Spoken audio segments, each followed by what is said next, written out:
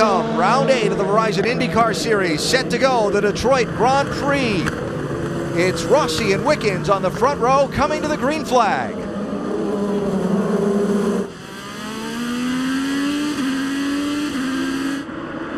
Green, green, green.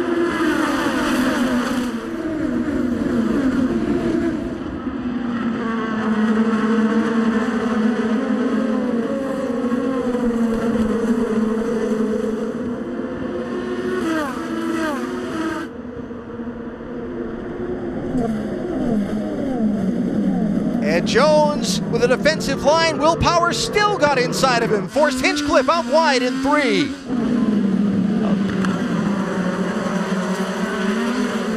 That was some side-by-side racing that started back in turns 1 and 2. Ed Jones did a nice job defending there, but couldn't make it stick. But he only lost 1. Now he's had a hiccup coming out of that corner. Had a hiccup. There goes Dixon by him. There goes Hinchcliffe by. Ed Jones losing 3 spots, and Spencer Pigot has spun, and his car has stalled. That is at the exit of turn 5. And a full course yellow for where that car sits on the course. Eddie, I think everybody's a little antsy from sitting in the cars getting ready to go. There's a lot of hip checking going on. That 34 minutes has made a difference. So Spencer Pigot with a turnaround here off of turn number 5. Yeah, now we didn't see enough early in that photo whether or not he actually got tagged from behind, but the car was going around. Sebastian Bourdais, flat left rear. And lucky for him, it's under a yellow right now, so he can get into pit lane and get that repaired. If it was still under green, that would be more costly. All right, Spencer Pigot's still on pit road. Jan reports he had a suspension part that'll have to be replaced. Bent in that contact, and Alexander Rossi will begin to accelerate. We'll come to a restart and a green flag.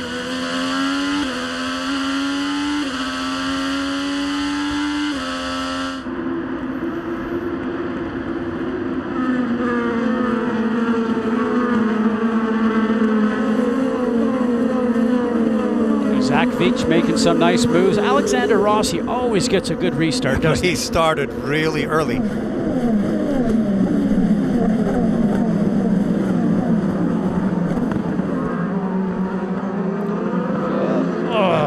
Laced, trying to make some hay.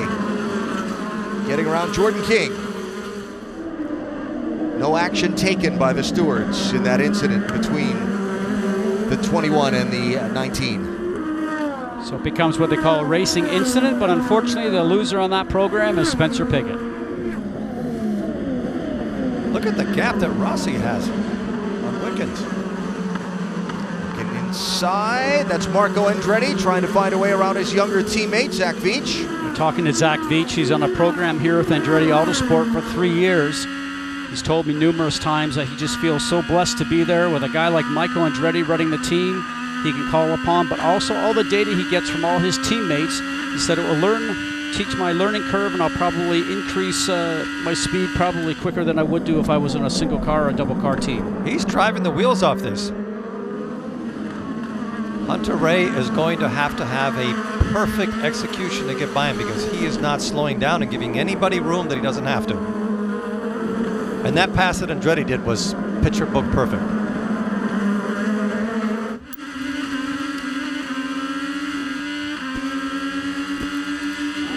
And Ryan Hunter-Reay, who of course is chasing Zach Veach, he's playing a bit of catch-up. As we documented early in the show, he had a couple of spins in qualifying this morning in wet conditions and lost his fastest laps, but now he's got to run. He's got a chance to go after his teammate. On the push to pass, down to turn 3. Veach hangs it out there and holds him off. But he was polite, left him room. So Alexander Rossi has led every lap so far, continuing to knock out some pretty stout laps. He's out in front by 5.8 seconds on Will Power. Front is starting to go. Copy that. +6 on power, 12 complete. Need to try and do 10 more here. So when he says front starting to go, the front tires are starting to go off on him. That means he doesn't have the grip turning into the team, turn itself, and it's going to continue to get worse. Jan? Yes, and of course that radio communication you heard at the very end, and that was a couple of laps ago. He says we need 10 more. In other words, he needs to try to keep these red sidewall Firestones, and that's what Alexander Rossi told me. The fronts start to grain, as it's called. In other words, when they slide too much, they start to lose significant grip. They need him to do about 7 more laps to get him in the window. Rob Edwards looking on to do a 2-stop strategy. What was important with that radio communication is he did not respond. In other words, he's saying, I can do it. I can get those laps out. Our steel telemetry on board with Alexander Rossi. Been much discussion here about the Chevy and the Honda power. Honda we're on board with right now. They say it's very drivable, very tractable. You can see he puts his foot on the gas. Good power down, good torque, and they get out of the turns. This engine is said to be better on a street circuit, but on the Indy Grand Prix, on the sweeping permanent road course that they had in Indianapolis, the Chevy certainly showed its legs there and certainly did a better job. So he complained about having front tires that are degrading, and yet he's added, no, he's about the same. He's made the same distance with Power, who's following in second place. He's 5.7 seconds ahead of him. While we were away, we should note that Scott Dixon did come in early, so he's on a much different strategy than yesterday, where he went longer. Look out! Trouble at the exit of pit road. It's Santino Ferrucci has spun at an extremely high speed part of the racetrack.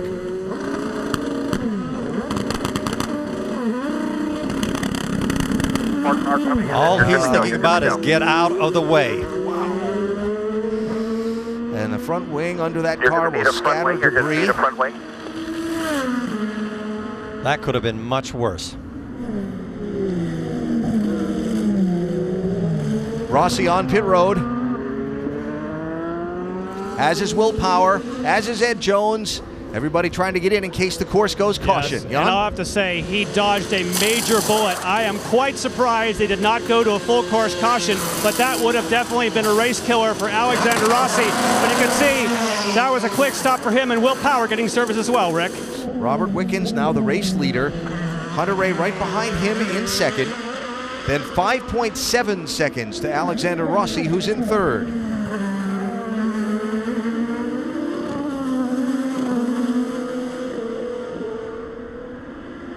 And we've only done 23 laps, Alan. It's been eventful. I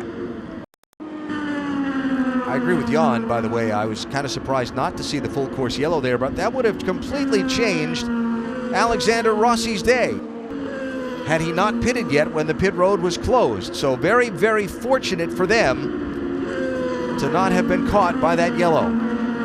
So Wickens was losing 1 second per lap to Alexander Rossi and the other 2 stoppers that were closing from behind. Remembering the 22-second gap to pit road?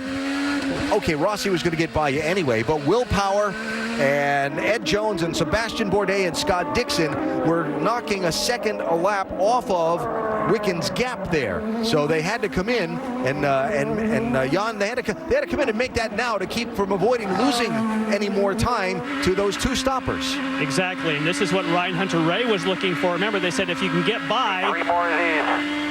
There you go, 3 more of these. That is, they're trying to get him to do qualifying style laps to do what's known as the overcut. Pit later and pick up positions just like Scott Dixon did yesterday. And he just went 1 second quicker than the lap he had done before. So he was being held up by Wickens. Tony Kanaan on pit lane. There you see Rossi right behind Hunter-Ray. One of my favorite tracks that we used to go to, the high banks of Texas. Speed, drafting, wheel to wheel. Trouble, Bourdais! And he didn't hit anything. Oh, and he didn't get hit too. Wow. Try doing that again. Wow. Sebastian Bourdais out of 5th place. Next car resumes in 8th. You've got about 100, 150 feet. Flat spots on the tires, you can see them. I think He's going all the way to the car. All the tire pressures seem fine. If you have an issue, we can pit, but you will need to stop again. Oh, I can't drive like that. There's something wrong with that car. Yeah, the right rear. No, but he said the tire pressures are all fine. I think something happened. Right, if you need to pit, we will have to put tires on and stop twice. Something is broken on the left rear. Yeah, toe link or something like that. well, Pit.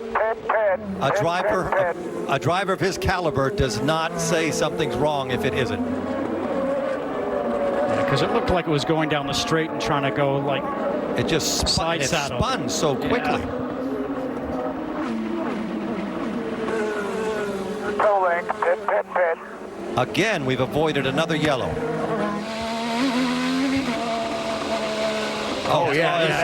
Something's wrong there. Well, somehow, safely around to the pit Coming in lane. here. It's not going to break straight. Take it easy coming in here.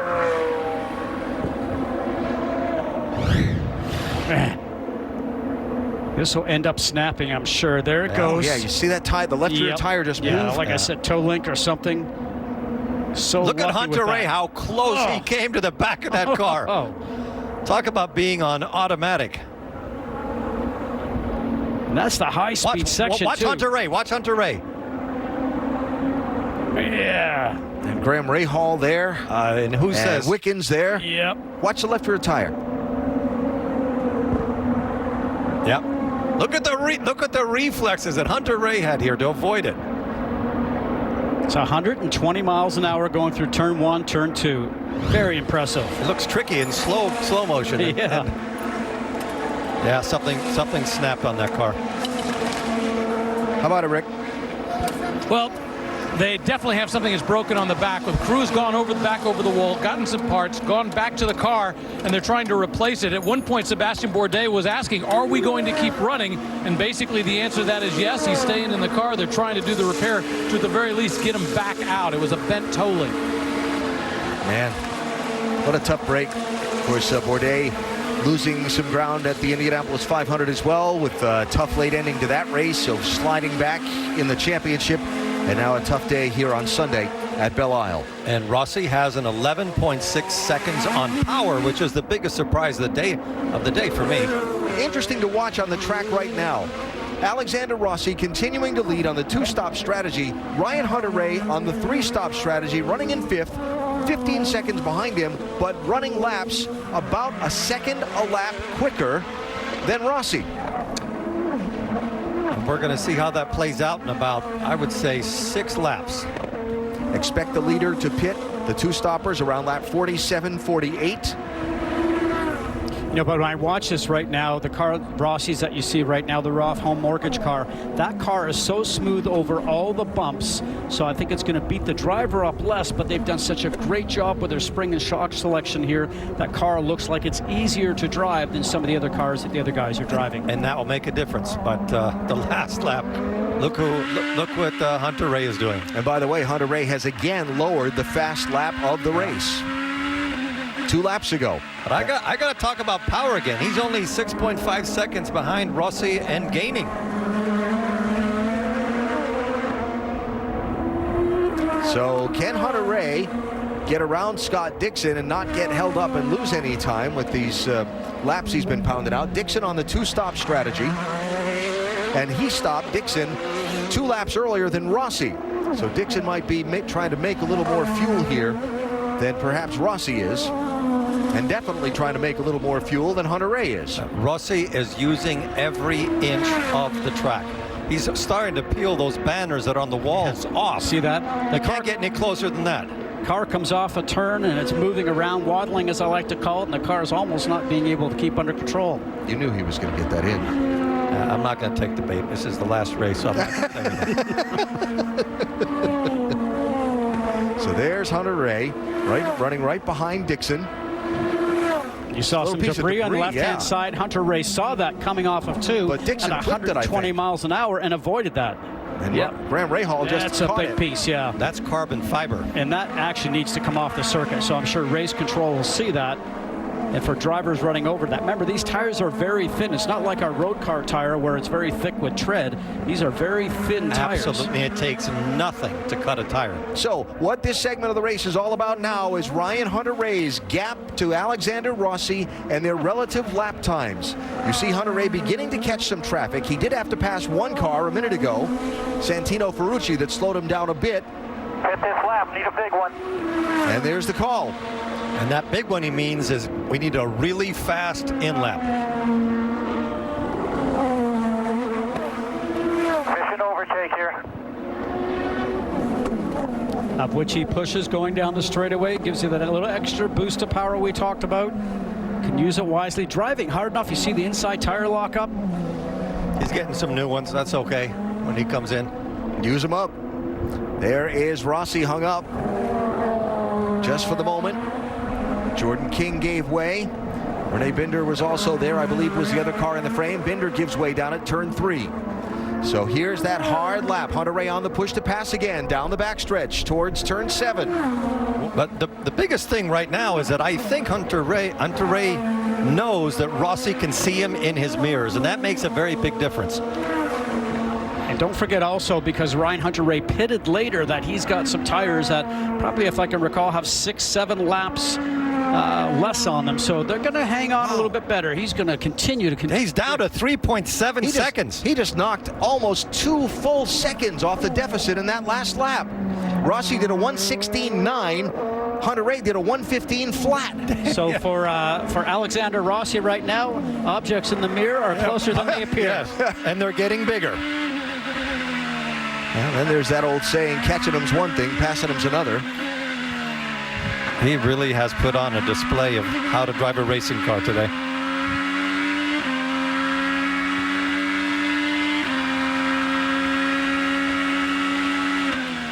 I assure you this, there is no one hungrier for a win on that racetrack today than Ryan Hunter-Reay. It has been a frustrating few years for him. His last win was at Pocono in 2015, some 41 races ago. He's come oh so close, finished second a number of times since then. But second is a lot different than that top step on the podium. Yes, it is. You're paid to be on that top step. Let's see what the numbers look like at the start-finish line this time. I think it'll be close to 2 seconds. 1:17 flat for Rossi. 1:15.3. And the gap is exactly 2 seconds with 10 to go. 10 to go. Another 1.3 seconds shaved off by Hunter-Reay that last lap. But that's going to stop, though, because he's right on his gearbox. He can't go any faster until he passes him at this point. You see the push to pass remaining. You'll see it turn green when they get on it. Still a lot of laps to go, 9. And I think you'll see Rossi, if he gets any closer, to start changing his line and driving a little bit more defensively. But he also knows that that's his teammate. Defensively, is that the European background he has from his days in Europe and Formula One? You were over there. You can place your car differently to make somebody's pass a little bit more difficult and more risky. They are going to catch a few lap cars, not all that far up the road in front of them, these two. Very tricky corner coming up here.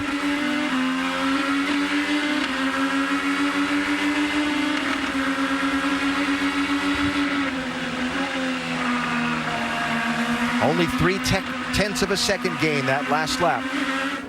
See, there's the lap traffic ahead. Yep, now Ryan Hunter-Reay did go almost a second slower that lap, as you mentioned, Alan, because Eddie, as you're saying, he's now in the... Rossi with the lockup! He is right on the limit. They're both right on the limit. Feeling the pressure. You do that too many times and you're going to have square tires, and race cars don't go well with square tires. Don't forget the tires on Ryan Hunter-Reay's DHL machine are fresher than Rossi's. I think he's going to go for it at the end of the straightaway. No push to pass yet. Nope. Rossi actually gains a little bit on the straightaway. He does put the power down coming out of 6 going to 7 there. Rossi is clipping the curbs, which we saw when Rahal did that yesterday. What happened? And now one of the tires flat on the 27. And a win getting away. Now he's got to try and salvage some kind of a finish. Oh, he's got to be careful. The cars that are coming up behind him. All Hunter-Reay has to do right now is finish the race. So everybody at home wonders why we have an ABS braking system on our road cars. That's the reason there, so you don't lock up the wheels. Rossi right now in 6th place as he limps around the racetrack, trying to get to the pit lane here. In another, he's got another 5 turns to go before he gets to the pit lane. Look at the vibration in the steering wheel.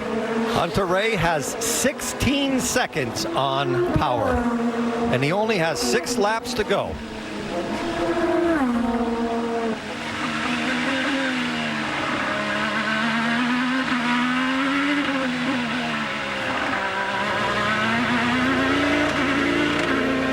This is an opportunity just to replace that tire to try to get Alexander Rossi home, but just the frustration and the letdown for this team. It's hard to put into words when they certainly had radioed to him, let's think big picture. He tried to go for the win, and boy, did it all come unglued in turn number 3. Yeah, sure enough. So Rossi now returns in 13th position. Here it is from on board the 27. I think some of the function of this, guys, as you see the tires lock up, is that Ryan Hunter-Reay, probably 7 or 8 laps fresher tires, just could get in the braking zone a little deeper. This happened just because Hunter-Reay was putting pressure on him. That's what happens. Well, what a drive from both of them. You think the crew's not emotionally into it? Look at that. And that's with another one of his cars benefiting and taking the lead. Yes. Well, 1-2 sounds better than just 1, I guess. Yeah. Well, Hunter-Reay now, the race leader, coming up to 4 laps to go. There is some lap traffic ahead of him that he will deal with, but as you mentioned, Eddie, he's got a massive lead on Will Power, 16 seconds back to second place. You can't put the exclamation point enough on the laps that he was pounding out earlier in the race when they committed to the 3-stop strategy and got him into open traffic, and he kept setting fast lap.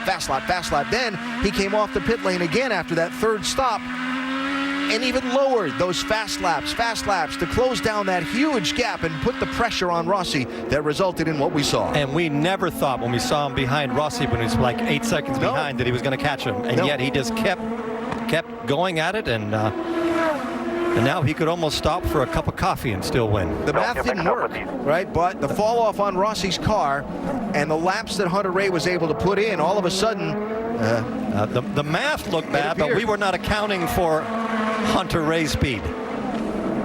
I love races that come down to speed. The speed, the brilliant drive, and the tenacity that he had, and I think about that even with his career in a sense that, remember, he wandered around with different IndyCar teams for quite some time and couldn't get on a full-time ride, and then ended up getting with Andretti, and everything has gone right for him ever since that point in time. So Will Power, after Rossi's problems, is going to wind up salvaging a great day in the championship. One of our storylines starting the day. Rossi's going to slide back to 3rd if they finish as they're running now, with Scott Dixon running 4th in the race, slotting in 2nd in points. Leaving here, Joseph Newgarden will be the tough one on the weekend. He's going to fall all the way back to 5th in the championship. Newgarden running in 16th place right now after the tough trip into the tire barrier in qualifying this morning in the rain. Whenever you want to measure, just leave it in wheel 7, plenty of a lead, don't need to get mixed up with. Whenever you want to measure a driver's performance, always look where they are in comparison to their teammates. Today, Power was way better. Power running 2nd, Pagano running 10th, and Newgarden running in 15th place. Some other notables: Ed Jones running 3rd, really solid drive for Ed. In front of, what's that gentleman's name? Yeah, Dixon? One spot in front of Dixon, and about 2 seconds, second and a half in front of him on the racetrack. Graham Rahal, after yesterday's disappointment, what a job by his team overnight to stay until 1 o'clock in the morning to prepare the backup car. And Rahal qualified 9th, and he's running in 5th position now. Much needed good day for him. Tony Kanaan had the spin on the outlap for qualifying this morning. He's going to come back and run inside the top 10. He's running 7th right now. And Charlie Kimball looking to get a top 10 for the very young to IndyCar Carlin team. A team that he drove for early in his career. Matter of fact, when you go through a lot of the IndyCar drivers, they've probably touched Carlin either sometime in North America or with their teams in Europe at some point in time. A very well-regarded team, and as you just mentioned, Alan, a young team. 2 more. But certainly they're going to be here for a long time. 2 laps left for Ryan Hunter-Reay. And once again, this track has proved to be very punishing for anybody that makes a mistake. and rewarding for those that don't. Hunter-Reay going to have a good day where the championship is concerned as well. Started the weekend 57 points off the lead. Stands to close about 26 of that off with a win today and put himself up to 4th in the championship with a lot of racing yet to be done over these summer months. You know, throughout the weekend, we've talked about how diverse the drivers need to be. That was like when we did it in the series, short ovals, high-speed ovals, road courses, street courses. And to get to Texas next week on a 1.5 mile high bank, 28 degrees, that's one that I always love. But so diverse these drivers have to be. Flip the switch for next week and onto the oval and the high banks. It probably is the most competitive racing series in the world right now. Still got a 13-second lead on Will Power. And coming up to see the white flag and start the final lap.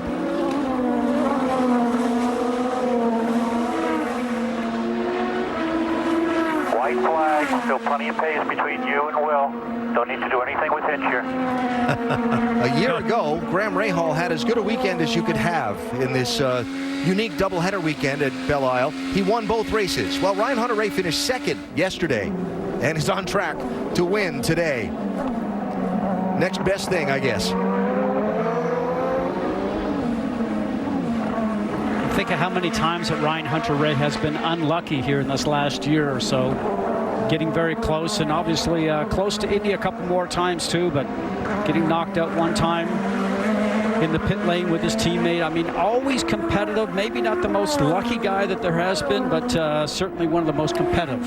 The one constant with Hunter-Reay is that he does not know how to give up. And he's blindingly fast when you give him a car as he wants it. Just a few more corners to go.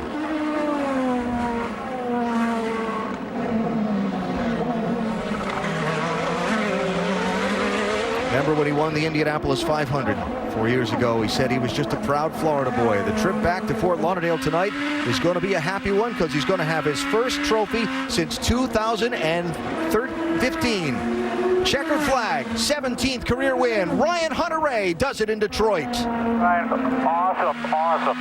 Unbelievable, those 2 middle stints. Fastest lap by a second. Awesome ride, awesome. Great work in the pits, guys. Boy, sometimes you win a race with strategy, sometimes you do it with pace. Today you did it with both. And your engineer said he thinks this might be your best drive ever. What do you think? You know, after I took that second set of blacks, primaries, the Firestones, I started getting sync with the car and the balance started coming to me. I was really worried in the beginning. I was really loose. And then as I got into a rhythm, the car was doing everything I needed it to, everything. And when we started that last stint, Rossi was more than a straightaway ahead of us. I couldn't even see him.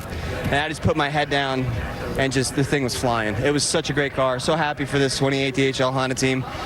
I wish my wife and the boys were here with me because they're the best, and this has been a bit of a long time coming, and that was going to be a heck of a fight at the end, but good thing we pressured them into it, and we're here in victory lane. Awesome. This car deserves to be where it is right now, that's for sure, and that was a heck of a car, heck of a strategy, great in the pit lane, and I drove my rear end off. And what was the mindset? Because at that point, when you closed in on Alexander, he obviously is a teammate. They were telling him, think big picture. But then you saw the first puff of smoke. Do you think you're going to wait to see, or were you going to press the issue? Yeah, I was really strong out of turn 2, and he wasn't. So I kept pushing the button. I knew I was going to get a run sooner or later, just had to be patient with it.